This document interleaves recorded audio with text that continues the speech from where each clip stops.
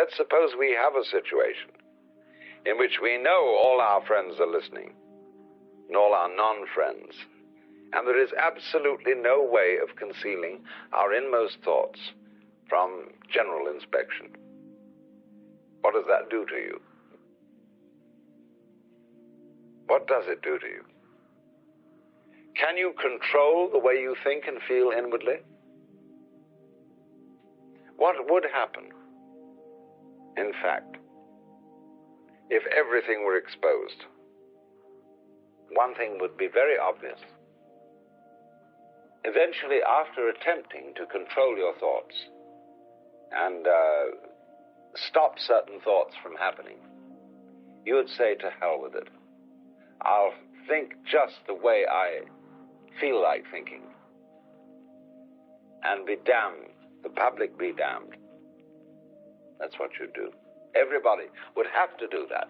They'd have to do it in mutual self-defense. Do you see how this would release everybody? If we all could interpenetrate each other and know each other through and through, we would forgive each other all our sins.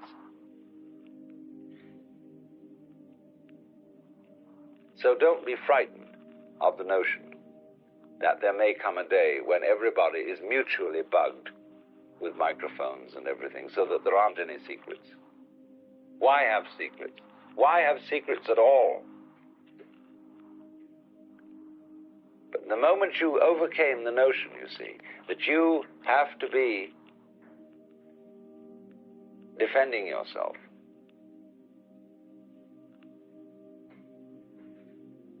when you overcome that, there will no longer be any need to defend yourself. Now, what we're afraid of, you see, is that some power will control all of us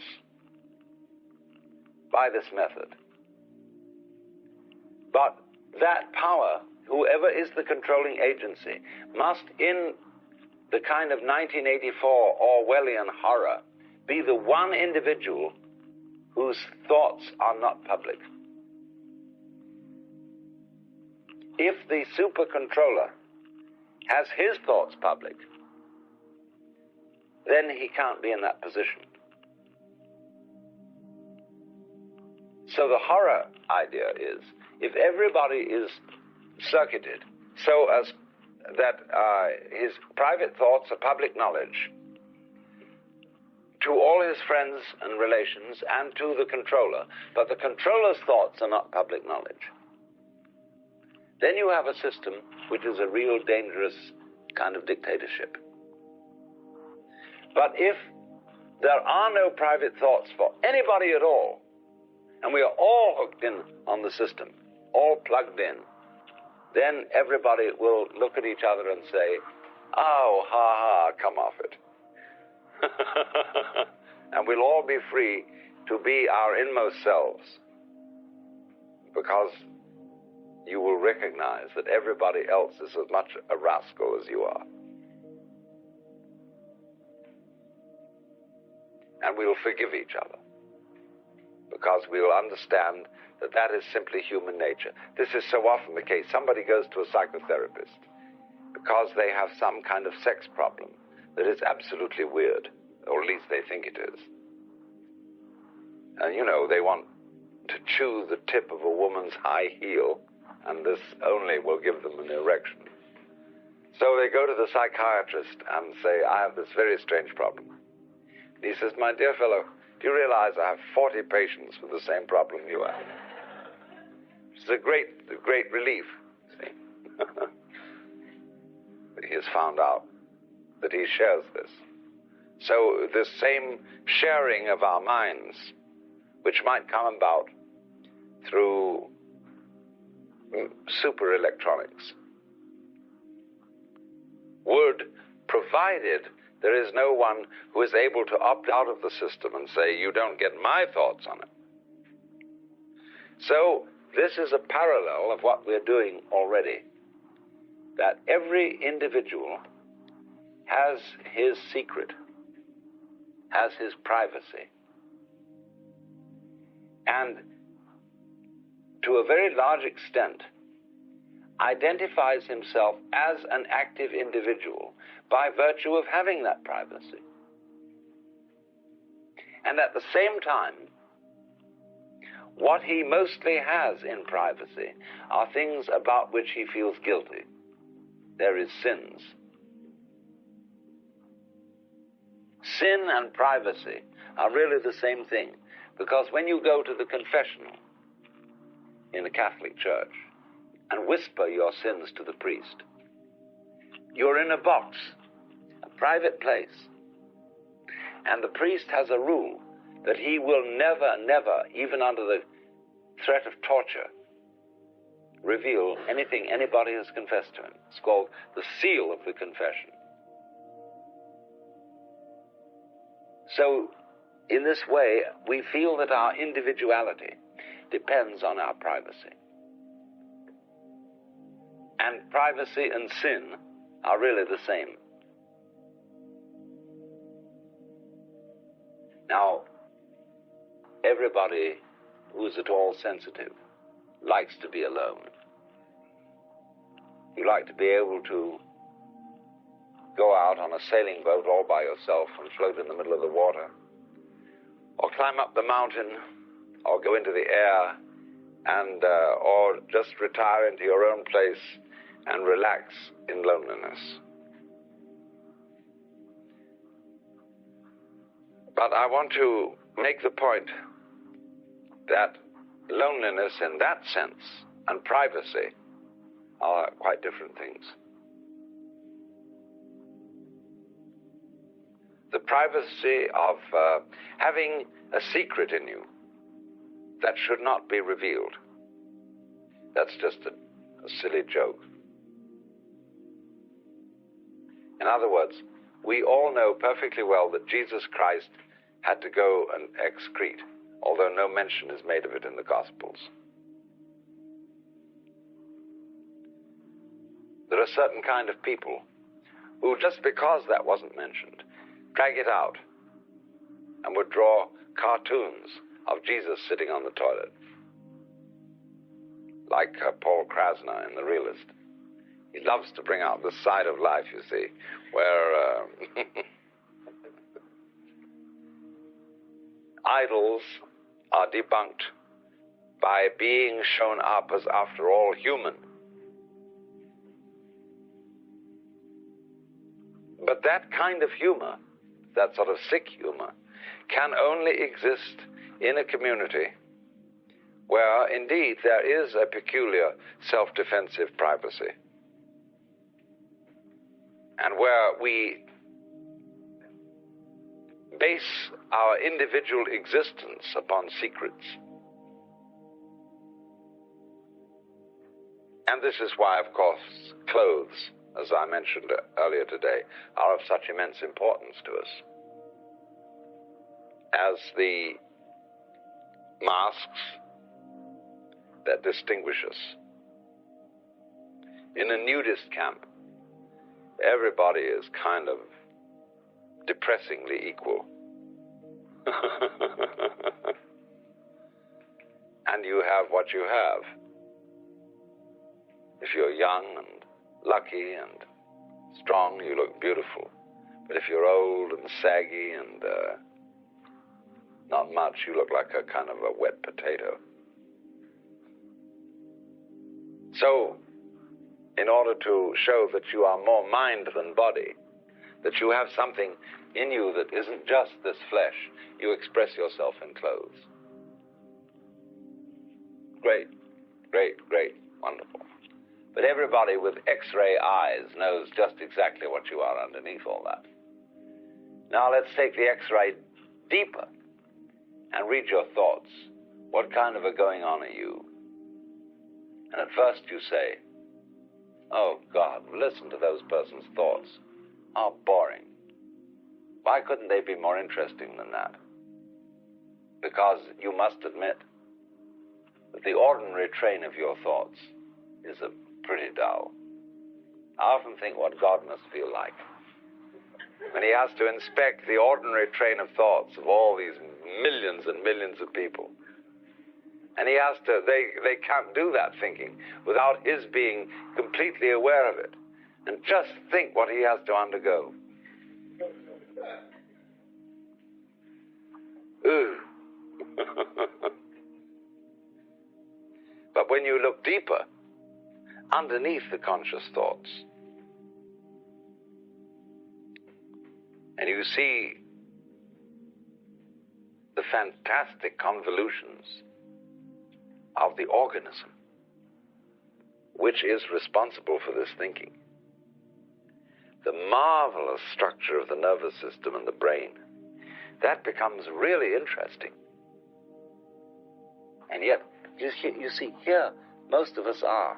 We are all, from the point of view of our organic structure, we are miracles. We are more beautiful than any kind of gem, any work of art ever conceived. And yet we preoccupy ourselves. Use this instrument. It's like using a Stradivarius to play chopsticks on. Something like that, you know.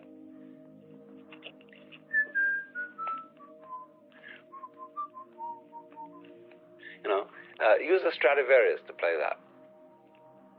And that's what most of us do with our organisms.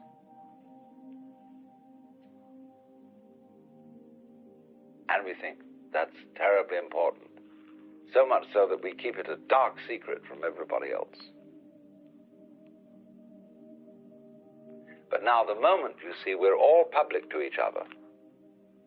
And there are no secrets. And supposing I'm the talker in this group, and therefore in a certain kind of privileged position, supposing it wasn't so, supposing that I wasn't in a unique position, and that we all, everybody equally, shared each other's full conscious knowledge, what would we do? We would have to come off it, wouldn't we? We'd have to agree with each other. We'd have to say, well, hello, everyone. You're me. All right, now, we see our technology moving in this direction, inevitably. But insofar as it is doing this, insofar, in other words, as electronics is making everybody available to everybody else, what we're doing is that we are discovering, through technology, a state of affairs which in fact has existed all the time. Look at it this way. The first thing that human beings created on this planet to communicate with distant points were roads, trails where people walked.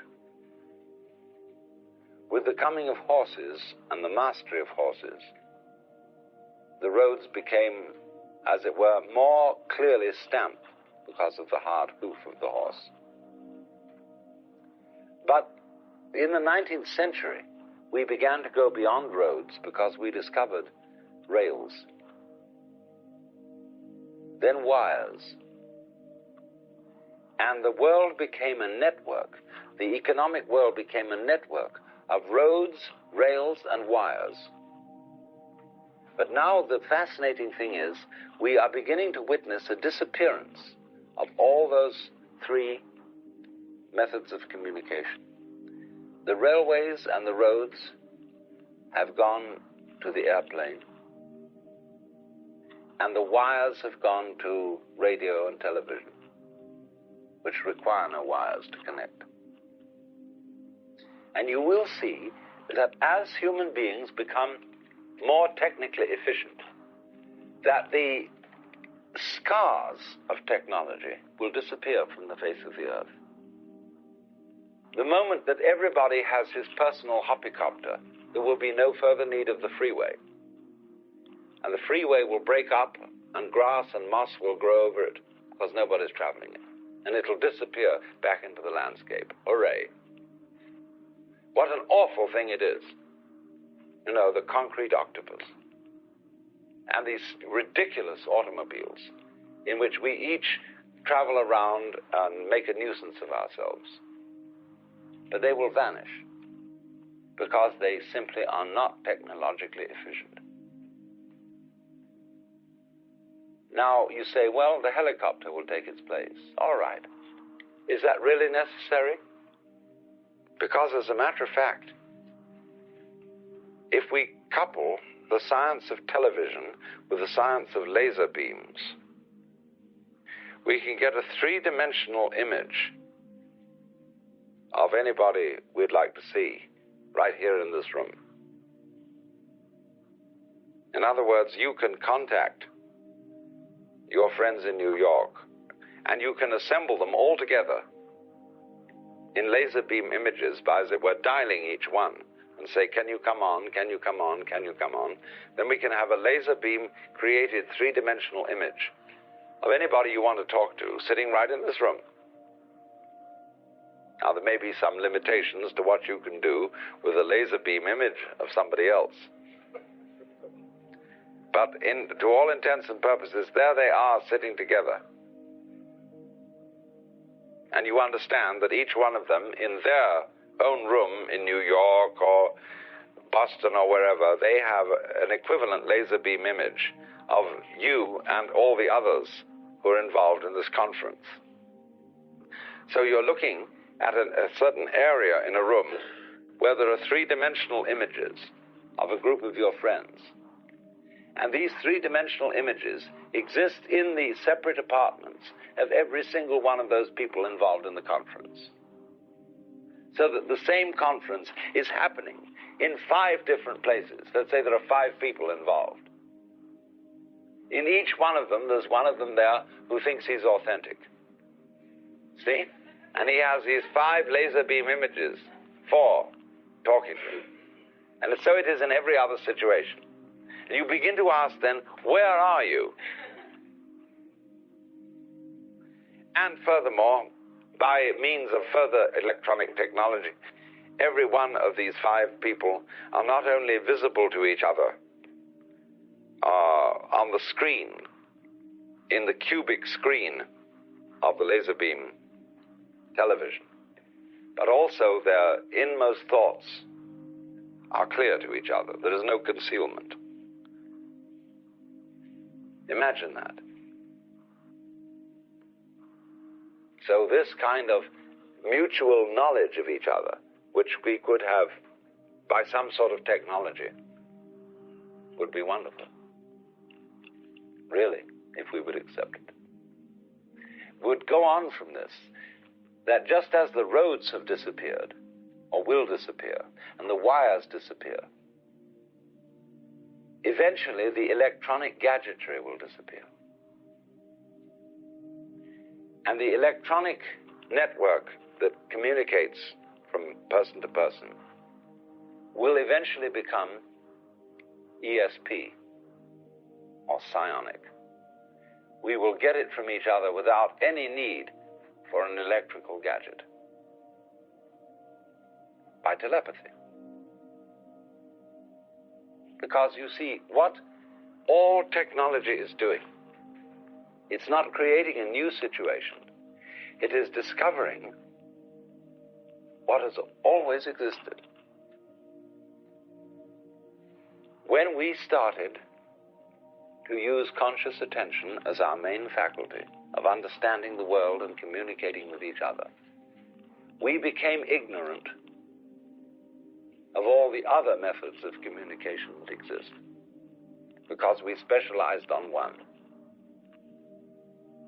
And in order to function in this world, we had to make this one method of experiencing things, find out all the channels of communication that exist, and explain them and talk about them and measure them so that we know they're really there.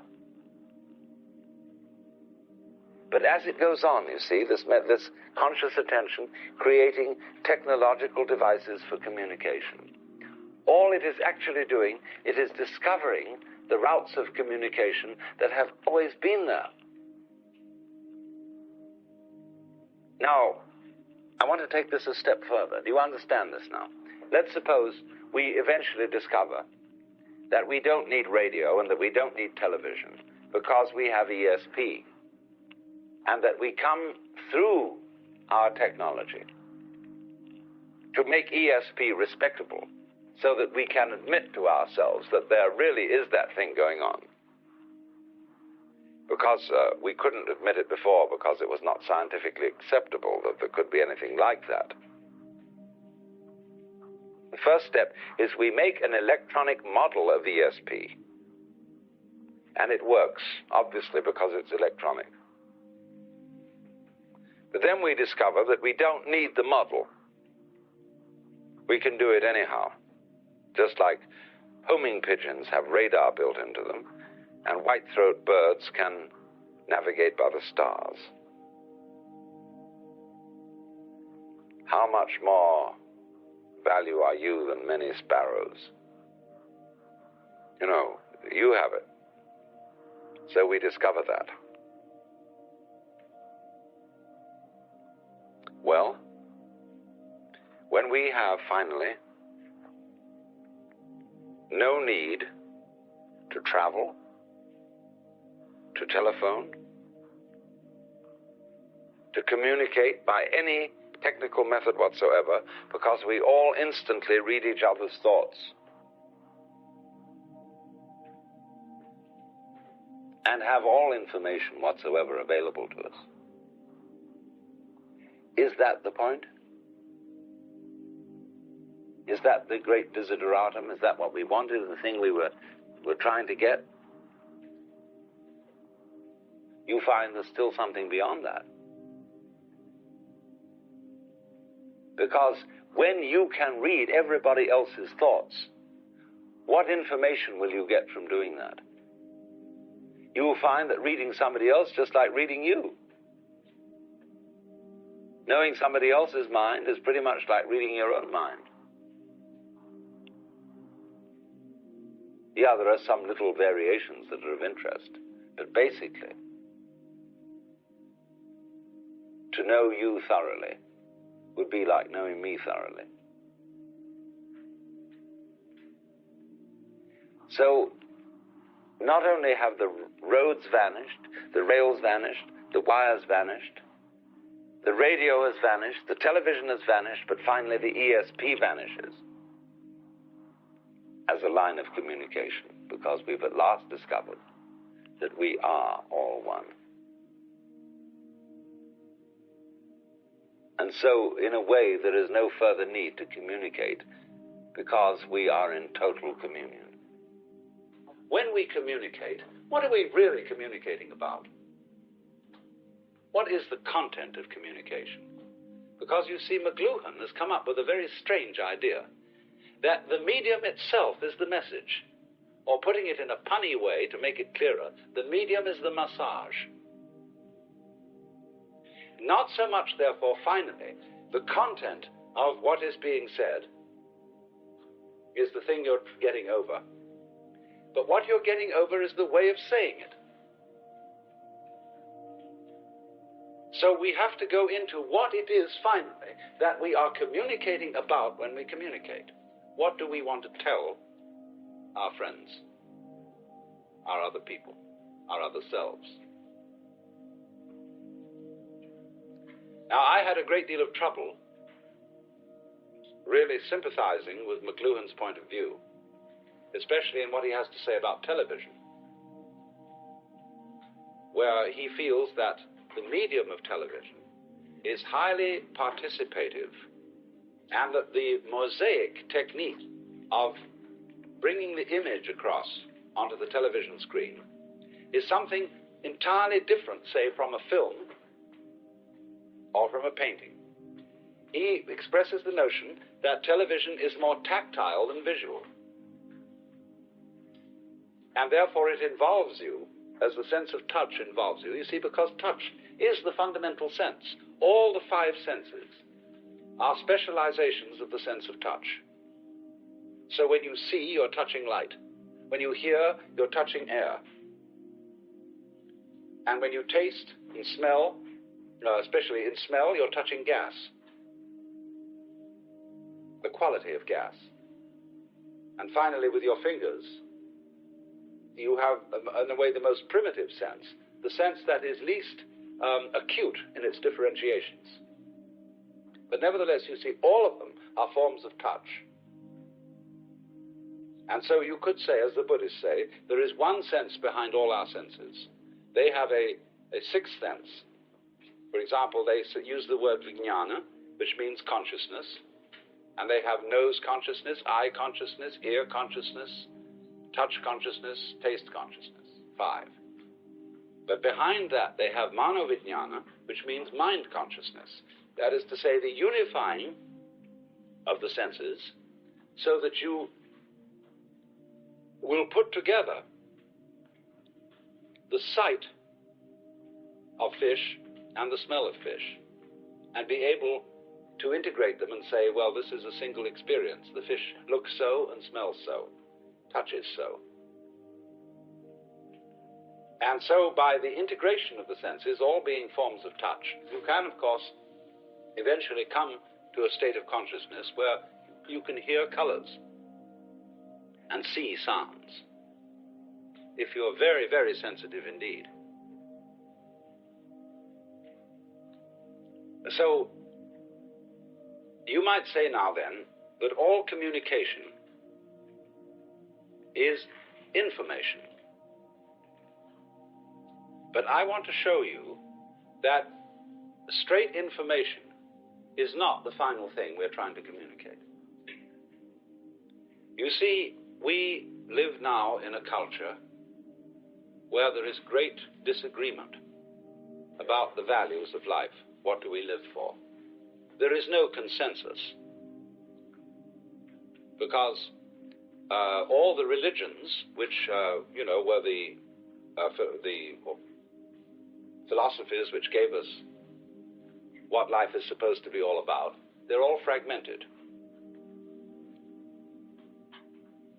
And so there is being no common religion. There is no common view as to what life is about. In default of that common view, there is, especially in the academic world where people think out ethical and political problems, a tacit agreement that the highest value we have, that we can all agree upon, is survival value. And therefore, naturally, when we communicate messages which have to do with survival, i.e., where to find the food, where to avoid the enemy, then one says we are communicating about essentials. During the war, World War II, a friend of mine was in the office of the president of Northwestern University, and he had a number of watercolors around his office. And he said to this friend of mine, well, now we're at war, waving his hand at the paintings, all this is irrelevant. We come down to essentials. Is this trip really necessary? Is this trip really necessary? In other words, what do you mean when you say, is this trip really necessary? When you say essentials, priority is given to essential industries in war. They are the industries of survival. Because we got it into our common sense, even though we may not have intended to do this, but it is fundamentally established in our common sense that survival is the thing that is good. While there is life, there is hope.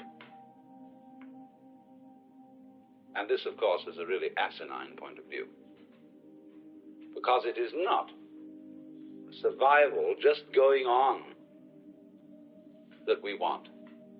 Yes, we want survival, but survival in a certain way, that is to say, in a certain style.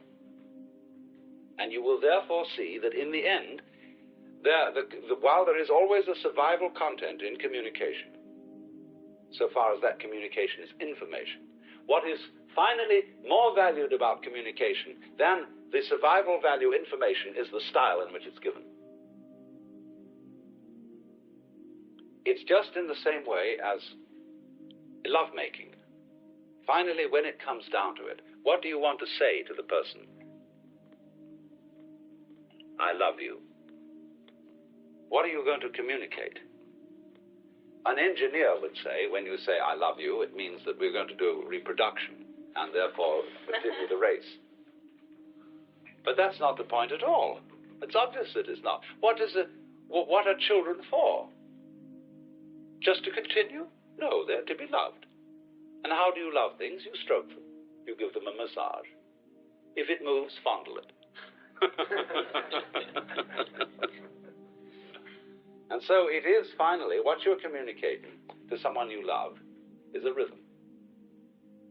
Whether it's the rhythm of sexual intercourse, or whether it's the rhythm of dancing, or whether it's the rhythm of verbal play, as in telling a story or in singing a song, what you're communicating is a sort of caressing rhythm which says to you, I'm so glad you're here, and that you can receive my communication, which is about nothing, only to say, in this way of a dancing with you, I love you.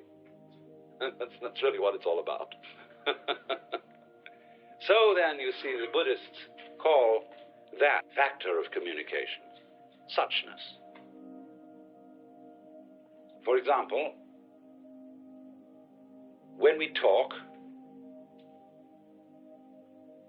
you understand my words because each word that I use has a meaning. And so the words that I use refer to something other than themselves.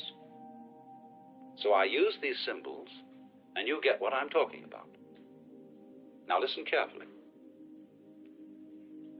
What does that mean?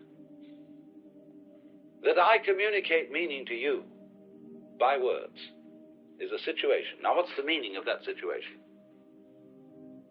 And you meditate a little bit on that, and you discover that it has no meaning at all. A cloud has no meaning because it isn't a symbol. It's what we call a thing. The word cloud, the sound cloud, means that. But what does that mean? You see, it's not a word. So it doesn't mean anything. A cloud is jazz. It's the part of the dance of the universe. And so, likewise, when I make sense to you and you make sense to me, we have a kind of interlocking that would correspond perhaps to a spider's web, where various rings of thread are joined to rings of thread inside rings of thread that's joined together. So we join together by talking, see? We play together by talking. But what that all means is some kind of jazz. And that's suchness. In the practice of meditation, the most important thing is to get down to suchness in everything that goes on. A great Japanese Zen master, when he was about to die, wrote a poem which said, "From the bathtub to the bathtub, I have uttered stuff and nonsense." In other words, the bathtub in which the baby is washed at birth and the bathtub in which the corpse is washed before burial. Alpha to Omega, maternity ward to crematorium. All this time, he said, I have talked only nonsense. And this is part of the whole thing of Zen, to be able to hear all voices, all communications, all gestures, all shapes, all sensations whatsoever, in their fundamental form as lalling. When the baby starts to talk in the beginning, it speaks what Jakob Böhme called the natural language. And he says that man at his fall, talking about the fall of Adam, lost the natural language. And the natural language is understood by birds and beasts because they speak it. Because a lot of what birds say is not communicative in our ordinary sense of delivering information. Some of it delivers information. But a great deal of what they say doesn't deliver any communication. It is just playing with sound. And a great deal of what we do is playing with sound. I'm particularly aware of this as a philosopher, because a lot of people will be very critical of what I say and say, you don't really make any sense at all. You sound as if you do. You beguile, hoodwink the public into thinking that you have got something important to say, and all you're doing is making noises. And I say, granted, that's absolutely true. But if I make interesting noises and manage to make a play of ideas that is in some way musical, see, fascinating, people say, well, it's the same sort of thing that we enjoy out of looking at a mountain, or watching waves, or the flight of birds, because it is this dance. You may remember that this morning I described a situation as follows. I'm talking to you, and you understand what my words mean. Situation A. Situation B is, taking situation A as a whole, my talking to you and you understanding what I mean, what does that situation mean? And we find it doesn't mean anything. This could be a way, when we say something is meaningless, it's a way of putting it down. But on the other hand, when you consider a mountain, or a cloud, or a tree, and ask what does it mean, and you realize it's not a word, it's simply an authentic existence in its own right, it doesn't mean anything, but it's great. And so, in this way, the nearest thing in that kind of achievement that nature does all the time in human activities is music. Once when Gustav Holst was giving a lecture on music, he started out this way. He said, music is a natural and universal language. He took a step backwards and said, that's so important I'm going to say it again. Music is a natural and universal language. But nobody knows what it's about. Sometimes we say music represents emotions. But a great deal of music, although it has a very strong feeling quality, does not represent specific emotions. Inferior music copies natural noises. The sound of water, the thunder of the hooves of horses, or in that dreadful composition, the 1812 Overture of Tchaikovsky, you hear Napoleon's armies retreating from Moscow. Or in some of the bad work of Debussy, like La Cathédrale Engloutie, it makes noises like bells tolling from under the water. But our very great musicians of the West, Bach, Scarlatti, Mozart, and so on, they don't do anything with the music except create elaborate patterns of sound. Bach is very mathematical, and yet, curiously, despite his tremendously developed intellect, the music has a very strong feeling quality, joyous and exuberant. But it's all pure play with sound. And therefore, one might say, the communication that you make with music is, in a curious way, the most important kind of communication you can make, even though you're saying nothing. The music delivers no information, but what a form of communication. And so it is also with dancing with somebody. All you are saying with dancing is, I love you, if you're delivering any message at all. I want to play with you. All I really want to do is, baby, be friends with you.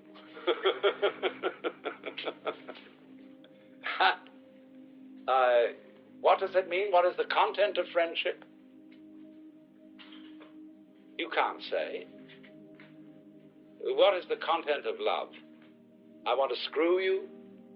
That's a sort of, it's part of it, it's incidental, it's a way of saying very strongly, yes, I do want to be with you. But basically, love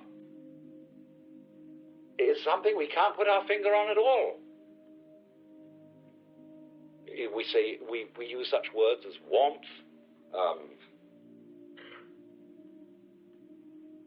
tenderness, all these things, they don't really get to the point. When you're loving somebody, you are simply delighting in that person as such, as if another human organism, in its mental and its physical aspects, were a piece of music, or a work of art, or a glorious morning that you were just enjoying every inch of it. And you go over another person's physical form and look at it from every possible point of view and play with it and tickle it. And that's what it's about. It's the adoration of the form of a human being.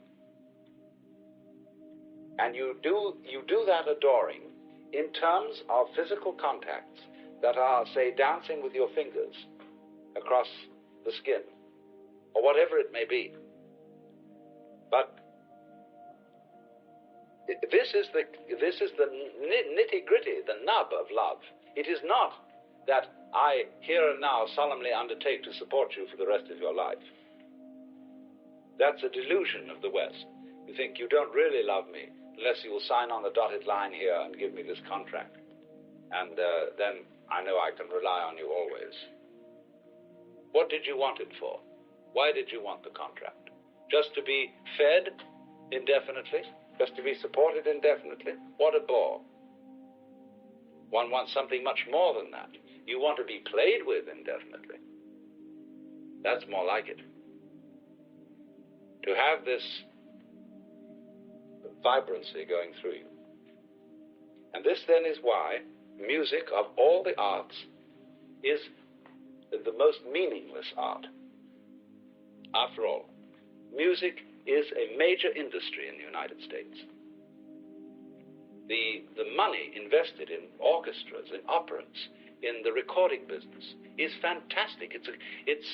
Horse racing is a very great industry, but music, I think, probably absorbs more millions than horse racing. And you could make a case that this was a complete dissipation. It solves no useful purpose. It doesn't help anyone to survive. It is a noise, meaningless noise, endless meaningless noise going down the drain. And all these energies of orchestras are all the power of electronics that delivers this. Is total waste. And people get hooked on it. They get a thing called chorditis, which is addiction to harmonics. And they have to have this repeated day after day. Some people get up in the morning and they can't function till they've had a cup of coffee. But many more people get up in the morning and can't function till they've turned on the radio and got some music. Now, what would you say then of a culture which took this standpoint? Music not allowed. Music is a diversion from reality. You know, that kind of awful utilitarian attitude. But really, one of the basic things, you see, that we live for, what makes it worth surviving and going on is there can be such a thing as music. There can be dancing. In other words, that we can do things that are absolutely irrelevant so far as mere survival is concerned. Now, we have the proverb that all work and no play makes Jack a dull boy. Dull for work. And people who play, justifying their play by making it a means to that end, those people never play. Because you don't really play until you get so absorbed in the music or the dancing or the whatever, the making the pot or doing the calligraphy, until you get so absorbed in it that there is no reason for it other than what you're doing. The sheer delight of that. Then, because you are absorbed in something for which there is no ulterior motive, which is pure play, this, by way of a byproduct, produces sanity. In other words, if you play in order to be healthy, in order to be sane, you are not playing. But if you play just to play, then as a byproduct, as something you couldn't aim at directly, you are sane. And so a culture which allows for this, which allows for this sort of goofing, is a healthy culture. This is not the culture that we live in, because it is extremely anxious about play. Everybody, when they play, they have to find an excuse for it. They say, well, this is culture. You try and persuade the city of San Francisco to support its opera. What sort of propaganda do you have to use? You can't say, we should have a good opera house here because we dislike going to the opera. Say, this improves the city's image. And that is because we do not allow ourselves the idea that life is not serious. Because somehow you feel, if you aren't engaged in something serious, you're a loafer. You're not contributing to the social welfare. And so in this way, the artist has a peculiar role in this society. Very, very interesting. Because the artist is a very deceptive fellow. He appears to be the supreme luxury, the irrelevant fellow. You can afford an artist. You can afford to buy paintings if you have surplus money. That's a luxury. So you can support an artist, and we call it fine arts. The completely useless person who makes paintings, which are sort of big labels or posters that you stick on your utilitarian walls to decorate them. But on the other hand, the artist is the man who shows you the future long before everybody else sees it. The artist is the eye-opener. Just because the artist is distinct in role from the preacher and the philosopher, the artist can get away with all sorts of things. For example, in our culture, if you're a university professor, a doctor, or a minister, take these three professions, teacher, doctor, minister, you have to be very careful about your private life. Because the moment you have any alliances that are not quite regular, people's tongues begin to wag. And why do they wag? Because they say the way you behave is inconsistent with your profession, with what you profess. You are teaching people the good life, the healthy life, and you live in this disreputable way. You have a mistress, you have something or other going on. But the moment an artist should take a mistress, this is what is expected of him. Everybody says, oh, he's an artist. In other words, he doesn't matter. He's irrelevant. He's an entertainer, some sort of clown. But on the other hand, if you belong to high culture, you patronize artists. See? So the role of the artist is very fascinating, because he appears to be the clown, the jester, the absolutely unimportant and irrelevant person. And yet it's actually through the artist that we learn how to live.